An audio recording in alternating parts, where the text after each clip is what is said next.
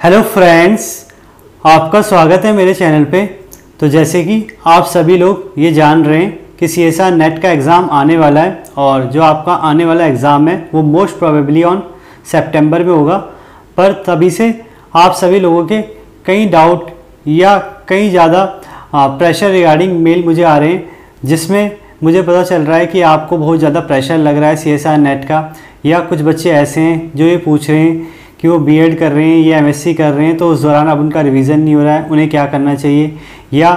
कई स्टूडेंट हैं जिनके टेस्ट सीरीज में अच्छे मार्क्स नहीं आ रहे हैं या उनसे रिवीजन अच्छे से नहीं हो पा रहा है। या आप में से कई स्टूडेंट ऐसे हैं जो शुरू से तैयारी कर रहे थे पर अब वो इतनी अच्छे से तैयारी नहीं कर पा रहे और वो बहुत ज़्यादा प्रेशर में आ जा रहे हैं। तो आज मैं इन सभी के बारे में आपसे बात करूँगा और जो भी आपकी प्रॉब्लम है कैसे उसे फेस करें और क्या आपकी एक थिंकिंग होनी चाहिए इस एग्ज़ाम को लेकर,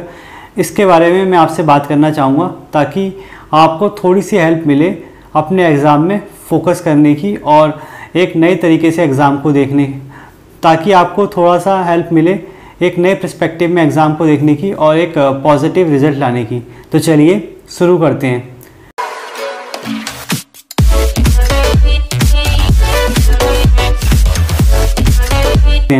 तो देखिए, सबसे पहला पॉइंट तो मैं आपसे ये कहना चाहूँगा, देखिए एग्ज़ाम एक सच्चाई है और इसको आपको एक्सेप्ट करना पड़ेगा।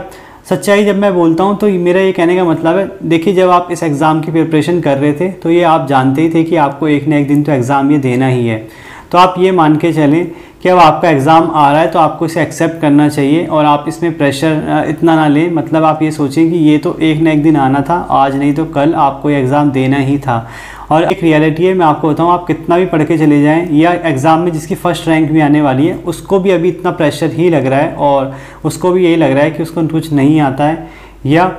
मतलब उस पर कुछ ना कुछ कमी रह गई है। यह पॉइंट देखिए मैं इसलिए भी कह रहा हूँ कि आप एग्ज़ाम का प्रेशर इतना ना लें, क्योंकि देखिए होता क्या है, आपने चाहे कितने भी लंबे टाइम से इस एग्ज़ाम की प्रैक्टिस की हो और आप जैसे देख भी रहे हैं एग्ज़ाम टाइम पे नहीं हो रहा है, तो उससे होता क्या, थोड़ा सा फ्लो बिगड़ता है। पर मैं आपको ये कहना चाहूँगा, देखिए एग्ज़ाम से लास्ट 2 मंथ्स जो होते हैं वो बहुत ही क्रूशियल होते हैं। अगर आपने ये 2 मंथ्स यूटिलाइज़ कर लिए तो उससे पहले अगर आपने थोड़ा ठीक नहीं भी किया था तो आपका एग्ज़ाम फिर भी हो जाएगा। पर हाँ, अगर आपने लास्ट के मंथ्स ख़राब कर दिए तो मैं आपको ये कह सकता हूँ कि आपका एग्ज़ाम ख़राब होने के चांसेस ज़्यादा हैं। तो इसलिए मैं कहूँगा प्लीज़ आप लास्ट के तो इसीलिए मैं आपसे रिक्वेस्ट करूँगा कि आप लास्ट के 2 मंथ्स को ज़्यादा अच्छे से यूटिलाइज़ करें और कोशिश करें कि जैसी भी प्रैक्टिस आपने अगर पहले की थी और या आपने कुछ नहीं किया था तो उसको आप बहुत ज़्यादा सुधारें और कम से कम आप मिनिमम 8 to 10 आवर्स तो और एग्ज़ाम के लिए बिल्कुल अच्छे से मेहनत करें। क्योंकि देखिए अगर आपने ये 2 मंथ्स यूटिलाइज़ कर लिए तो आपको नेक्स्ट एग्ज़ाम के लिए दिक्कत नहीं आए। पॉइंट देखिए और मैं ये भी कहना चाहूँगा कि थर्ड पॉइंट, देखिए यहाँ पे ये भी है कि अभी भी एग्ज़ाम आने में 60 to 75 डेज़ मिनिमम बचे हैं। तो आप इस बात से हार ना माने कि आप बीच में आपका टाइम ख़राब हो गया था या आपने थोड़ा फ्लो आपने या बीच में आपका टाइम ख़राब हो गया था या आपका थोड़ा फ्लो बिगड़ रहा है या अगर आपके कोई एग्ज़ाम के पेपर आ गए दूसरे सब कोर्सेज़ के या MSc के या BEd के तो आपसे एग्ज़ाम की प्रिपरेशन नहीं होगी, ऐसा आप बिल्कुल ना सोचें। देखिए 60 to 75 डेज़ बहुत ज़्यादा होते हैं और अगर आप इसमें से 45 डेज़ या 30 डेज़ का भी मार्जिन निकाल पाए और उसके साथ साथ अगर आपने कोई एग्ज़ाम अपना देना है वो दे दिया तो मुझे लगता है आप आराम से नेट JRF निकाल लेंगे अगर आप शुरू से इसकी प्रैक्टिस कर रहे हैं। तो देखिए ये बहुत ज़्यादा टाइम है और कोई दिक्कत की बात नहीं है। अभी भी एग्ज़ाम में बहुत टाइम है, अभी फॉर्म नहीं आए, पहले फॉर्म आएंगे फिर फॉर्म भरे जाएंगे फिर एग्ज़ाम की डेट आएगी और फिर जाके एग्ज़ाम होगा। तो आप इतना सोचिए कि टाइम तो है,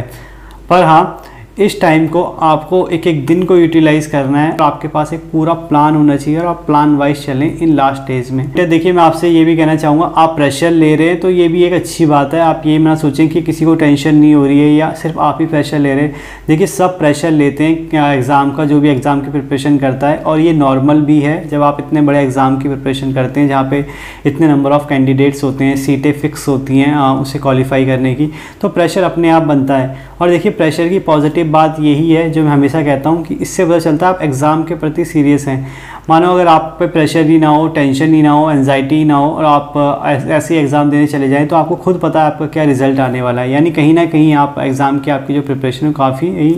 ढीली हो जाएगी और आप इतना सीरियस होकर उसे नहीं दे पाएंगे। तो देखिए प्रेशर एंजाइटी कम करने का तो कोई तरीका मैं आपको कहूँगा मेरे पास नहीं है, पर हाँ मैं ये ज़रूर कहूँगा कि आप इसको पॉजिटिव लेके अगर सोचें तो कहीं ना कहीं आप इसको भी यूटिलाइज़ कर सकते हैं और इससे भी कुछ ले सकते हैं, और जो भी आपकी गलतियाँ हैं या जो भी आप गलत कर रहे हैं इस वक्त पढ़ाई के लिए, उसको आप ठीक कर सकते हैं और अच्छे से पढ़ के अपने एग्ज़ाम को क्वालिफाई कर सकते हैं। और बार बार मैं आपसे ये कह रहा हूँ, ये सबके लिए कॉमन है। टेंशन प्रेशर, जो फर्स्ट रैंक लाने वाला है इस एग्ज़ाम में, वो भी अभी टेंशन और प्रेशर में कि एग्ज़ाम कैसा जाएगा और वो जितना कर रहा है वो सफिशिएंट है कि नहीं। नेक्स्ट पॉइंट देखिए, और अगर आपको प्रेशर, आपका नेगेटिव प्रेशर क्रिएट हो रहा है या ऐसा प्रेशर क्रिएट हो रहा है कि जो आपको लग रहा है कि आपके फ्रेंड्स से या फैमिली से या रिलेटिव से आपको मिल रहा है कि आपको ये लग रहा है कि हाँ आपको एग्ज़ाम निकालना ही निकालना है, या कोई आपको टॉन्ट मार रहा है या कोई ऐसी नेगेटिव बात आपको कह रहा है जो ज़्यादा इफेक्ट कर रही है, तो तब मैं आपको कहूँगा देखिए आप ऐसे लोगों से आप तो कम से कम दूर रहें, और एग्ज़ाम से पहले तो बिल्कुल, और अपने फ्रेंड से भी अगर आप किसी से बात करें तो एग्ज़ाम के लिए बात ना करें और ना एग्ज़ाम के से रिलेटेड कुछ बात करें। आप बस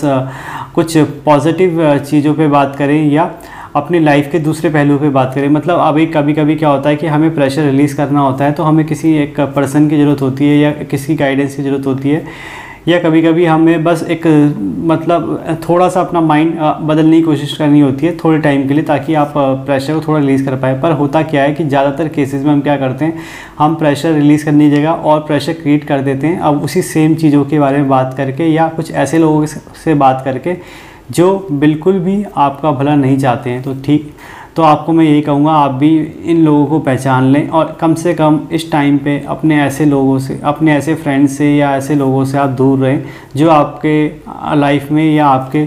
आसपास एक नेगेटिव एनवायरनमेंट क्रिएट करते हैं। नेक्स्ट पॉइंट देखिए, मैं यही कहना चाहूँगा अगर आपने अपना 100% दिया है तो आप ये समझ लीजिए आपका एग्ज़ाम क्वालिफाई है ही। मतलब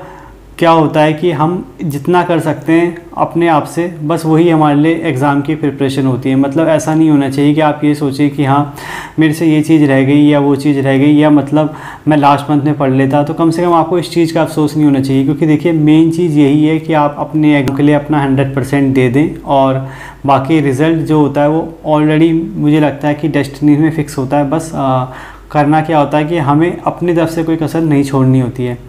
एंड लास्ट पॉइंट, अगर मैं सीरियसली आपसे कहूँ तो देखिए एग्ज़ाम कोई डिसाइडिंग फैक्टर नहीं है, या नेट का एग्ज़ाम कुछ भी ऐसी मतलब सर्टिफिकेट नहीं है जिससे आप प्रूफ होता हो कि आपको कोई सब्जेक्ट आता है, या कोई भी एग्ज़ाम हो जो ऐसा, या कोई भी एग्ज़ाम हो वो आपका मतलब नॉलेज जस्टिफाई नहीं कर सकता। बस ये एक क्राइटेरिया है जिससे आप किसी पर्टिकुलर चीज़ को थोड़े टाइम के लिए पा सकते हैं। पर हाँ, अगर आपने अच्छे से मेहनत की है, अच्छे से कोई चीज़ सीखी है, तो मैं आपसे गारंटी लेता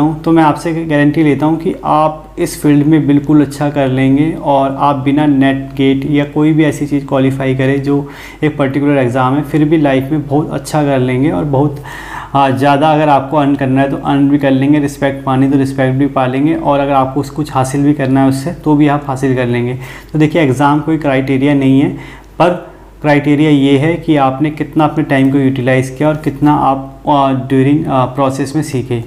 तो आई होप आपको मेरी बात समझने आई होगी, और थोड़ा आपको इससे एक नया तरीका मिला होगा सोचने का कि आपको एग्ज़ाम को कैसे देखना है और एग्ज़ाम के लिए अब आपको कैसे प्रिपेयर रहना है। तो आगे भी ऐसी इन्फॉर्मेटिव वीडियो देखने के लिए इस चैनल को सब्सक्राइब करें, वीडियो को लाइक करें और शेयर करें। Thank you.